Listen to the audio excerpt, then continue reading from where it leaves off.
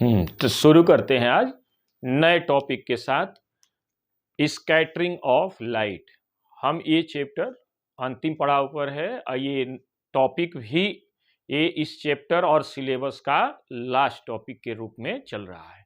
यहाँ पर हमने स्कैटरिंग ऑफ लाइट, इसके पहले हमने डिस्पर्सन ऑफ लाइट पढ़ाया था। लगभग दोनों सिमिलर लगते हैं। डिस्पर्शन क्या है?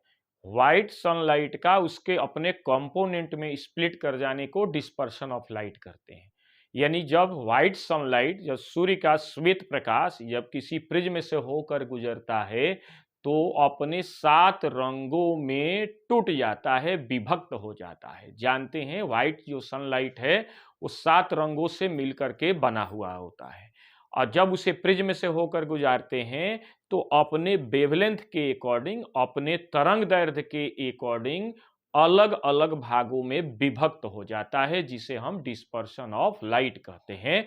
और उसमें जानते हैं कि वायलेट जो कलर ऑफ लाइट होता है, बैगनी रंग के प्रकाश का तरंग दैर्ध्य वेवलेंथ मिनिमम होता है और मिनिमम होगा, वेवलेंथ मिनिमम होगा तो उसका डेविएशन ज्यादा होगा। यानी मिनिमम डेविएशन किस, मैक्सिमम डेविएशन किसका होगा? वायलेट कलर ऑफ लाइट का। जबकि रेड कलर ऑफ लाइट का वेवलेंथ ज्यादा होता है, तरंग दैर्ध्य ज्यादा होता है, तो वह मिनिमम डेविएशन शो करता है। जैसा कि हम आपको पहले बता चुके हैं, एक फार्मूला के माध्यम से हमने रिलेशन भी पिछले लेक्चर में बता दिया है।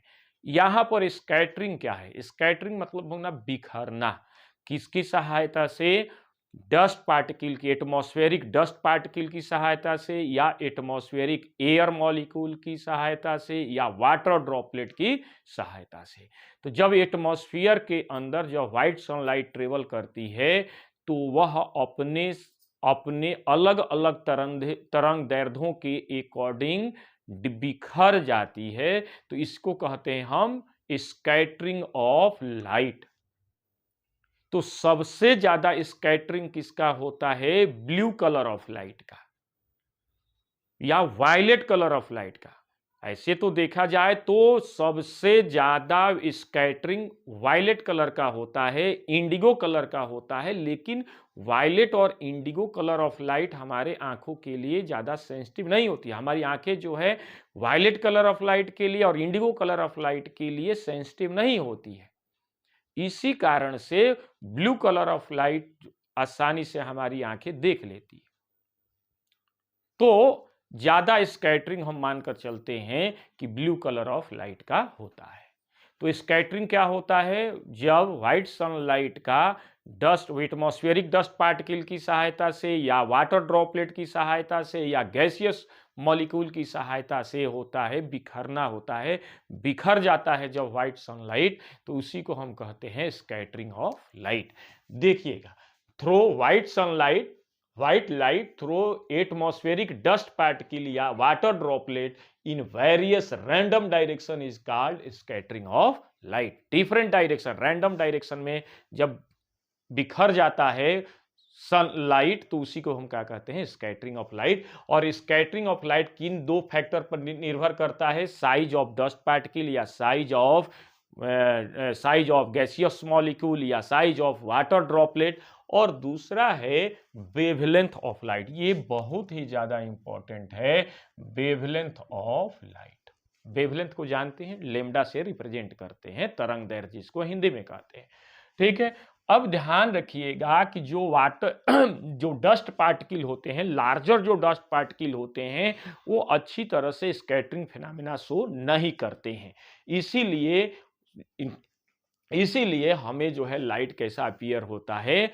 व्हाइट अपीयर होता है। देखिएगा, लार्जर पार्टिकल ऑफ डस्ट या water droplet present in atmosphere scatter the light as such due to which scatter light appear white. ठीक है, जो लार्जर डस्ट पार्टिकल है या वाटर ड्रॉपलेट हैं, ये अच्छी तरह से व्हाइट लाइट को स्कैटर नहीं कर पाते हैं, इसीलिए वो व्हाइट दिखता है। जब यह व्हाइट लाइट जब किसी माइन्यूट डस्ट पार्टिकल पर या एयर मॉलिक्यूल पर या वाटर ड्रॉपलेट पर पड़ते हैं तो वह आसानी से उस व्हाइट लाइट को स्कैटर्ड कर देता है। ठीक है, द एक्सट्रीमली माइन्यूट पार्टिकल है ना, माइन्यूट पार्टिकल है ये। तो minute particle such as air molecule present in atmosphere scattered mainly the, किसको करते हैं, ब्लू लाइट को। ध्यान रखिएगा, वायलेट कलर ऑफ लाइट का भी स्कैटरिंग होती है और इंडिगो कलर ऑफ लाइट का भी स्कैटरिंग होती है। सबसे ज्यादा वायलेट का ही होता है, सबसे ज्यादा इंडिगो का ही होता है, क्योंकि सबसे वेवलेंथ कम इसी का होता है, वायलेट कलर का। लेकिन हमारी आंखें वायलेट और इंडिगो कलर ऑफ लाइट को के प्रति सेंसिटिव नहीं होती है, हमें दिखाई नहीं देती वो कलर ऑफ लाइट। और देखिएगा, according to Rayleigh law, 10th class में रेलिथ लॉ नहीं है लेकिन फिर भी समझिए आईसीएसई बोर्ड में है ये टॉपिक। तो रेलिथ ने कहा था कि जो स्कैटरिंग की इंटेंसिटी होती है, स्कैटरिंग फिनोमेना की जो इंटेंसिटी होती है, कितनी तेजी से स्कैटरिंग हो रहा है, वह किसके इनवर्सली प्रोपोर्शनल होता है, कलर ऑफ लाइट के वेवलेंथ के 4th पावर के, I inversely proportional to lambda के पावर 4। यानी जिसका वेवलेंथ लिस्ट होगा, जिसका वेवलेंथ लिस्ट होगा उसकी स्कैटरिंग इंटेंसिटी मैक्सिमम होगी, जिसका वेवलेंथ ज्यादा होगा उसकी स्कैटरिंग इंटेंसिटी कम होगी। फिर से सुनिएगा, जिसका वेवलेंथ लिस्ट होगा उसकी स्कैटरिंग इंटेंसिटी ज्यादा होगी, जिसका वेवलेंथ मैक्सिमम होगा उसकी स्कैटरिंग इंटेंसिटी कम से कम होगी। तो ध्यान रहे कि ब्लू, वायलेट कलर और इंडिगो कलर का वेवलेंथ सबसे कम होता है, इसीलिए ये स्कैटरिंग इंटेंसिटी सबसे ज्यादा होती है। लेकिन हमारी आंखें इस कलर के लिए सेंसिटिव नहीं है, इसलिए हमारी आंखें उसको देख नहीं पाती है। उसके बाद आता है ब्लू कलर ऑफ लाइट। तो ब्लू कलर ऑफ लाइट का वेवलेंथ कम होता है, इसीलिए उसके स्कैटरिंग क्या होती है, ज्यादा होती है। इस यही कारण है कि स्काई ब्लू अपीयर होता है। जैसा देखिएगा, phenomena based upon the scattering of light, कौन कौन सी फेनामेना है जो स्कैटरिंग फेनामेना पर बेस्ड है।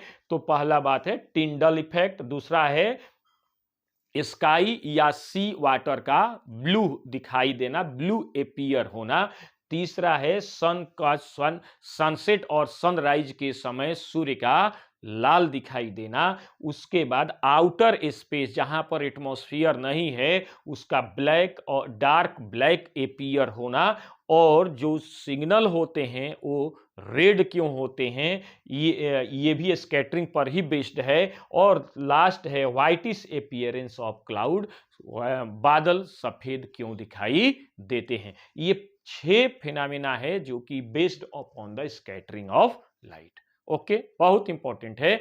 आगे बढ़ते हैं, ध्यान दीजिएगा, टिंडल इफेक्ट भी स्कैटरिंग फिनोमेना पर बेस्ड है। स्काई ब्लू क्यों दिखाई देता है या सी वाटर ब्लू क्यों दिखाई देता है, स्कैटरिंग फिनोमेना पर बेस्ड है। सन, सूर्यास्त और सूर्योदय के समय सूर्य लाल क्यों दिखाई देता है, ये भी स्कैटरिंग ऑफ लाइट पर, स्कैटरिंग ऑफ लाइट पर, यानी स्कैटरिंग मतलब प्रकीर्णन, प्रकीर्णन की घटना, प्रकाश का प्रकीर्णन की घटना पर आधारित है। आउटर स्पेस जहां पर एटमॉस्फेयर नहीं है वह ब्लैक क्यों दिखाई देता है, प्रकीर्णन यानी स्कैटरिंग ऑफ लाइट पर बेस्ड है। सिग्नल जो होते हैं वो रेड ही क्यों बनाए जाते हैं, स्कैटरिंग के कारण, प्रकीर्णन के कारण। और व्हाइटिश अपीयरेंस ऑफ क्लाउड यानी बादल सफेद क्यों दिखाई देते हैं, ये भी स्कैटरिंग ऑफ लाइट यानी प्रकीर्णन ऑफ लाइट यानी प्रकाश के प्रकीर्णन की घटना पर आधारित है।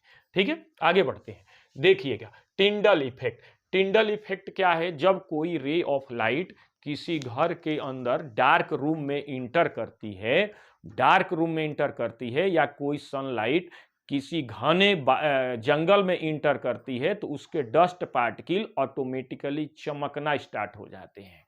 तो इसी फेनामिना को कहते हैं हम टिंडल इफेक्ट।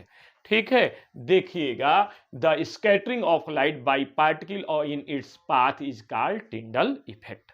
है ना। जब कोई लाइट जो है आप ऑटोमेट देखेंगे घर के अंदर प्रैक्टिकल कर सकते हैं, कोई डार्क रूम है और किसी बहुत बारीक छिद्र से यदि सनलाइट उस डार्क रूम में इंटर करती है तो एक कोनिकल शेप स्ट्रक्चर बन जाता है। उस कोनिकल शेप स्ट्रक्चर के अंदर जो डस्ट पार्टिकल है, रूम के अंदर जो डस्ट पार्टिकल है, वो ऑटोमेटिकली क्या होते हैं, चमकना स्टार्ट हो जाते हैं। तो इस फिनोमेना को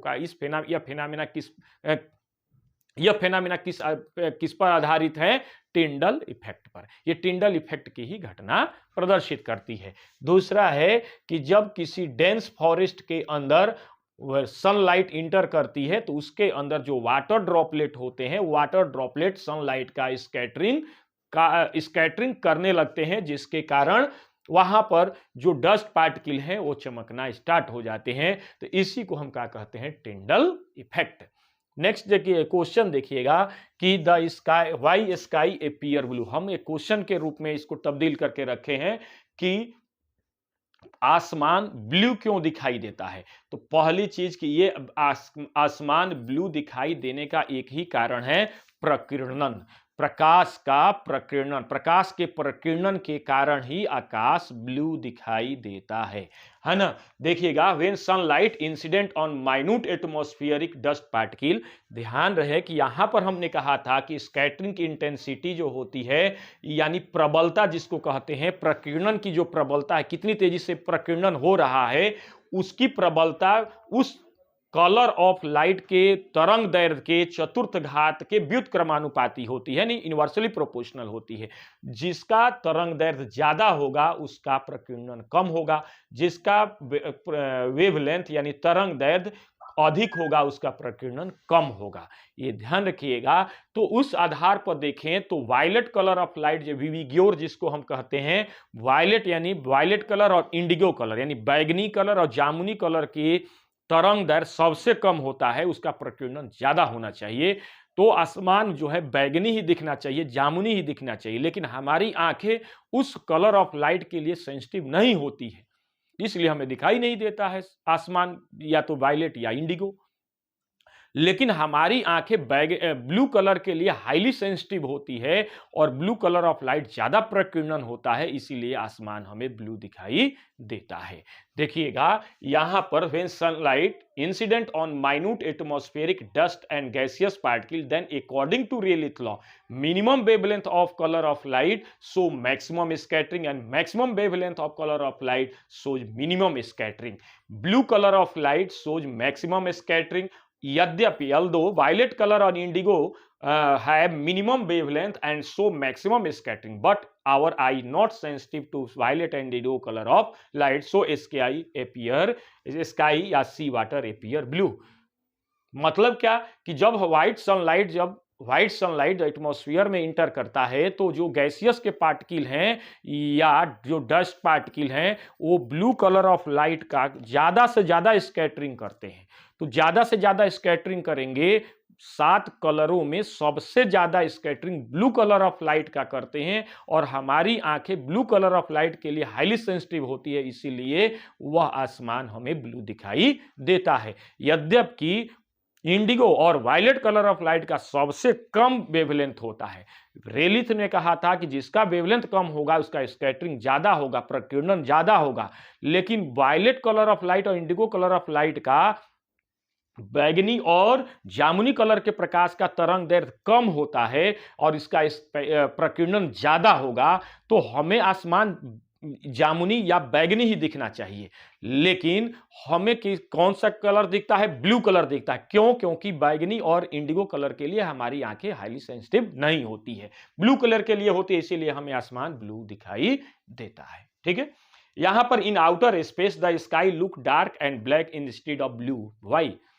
मतलब कि आउटर स्पेस जहां पर एनवायरमेंट नहीं है, जहां पर एटमॉस्फेयर नहीं है, गैसियस पार्टिकल नहीं है, डस्ट पार्टिकल नहीं है, वाटर ड्रॉपलेट नहीं है, तो उसको आउटर स्पेस हम कहते हैं। यानी आउटर स्पेस चाहे स्पेस कह लीजिए, जहां पर अंतरिक्ष जिसको हम कहते हैं, तो वो डार्क क्यों दिखाई देता है, ब्लू क्यों नहीं दिखाई देता है? उसका मुख्य कारण है प्रकीर्णन।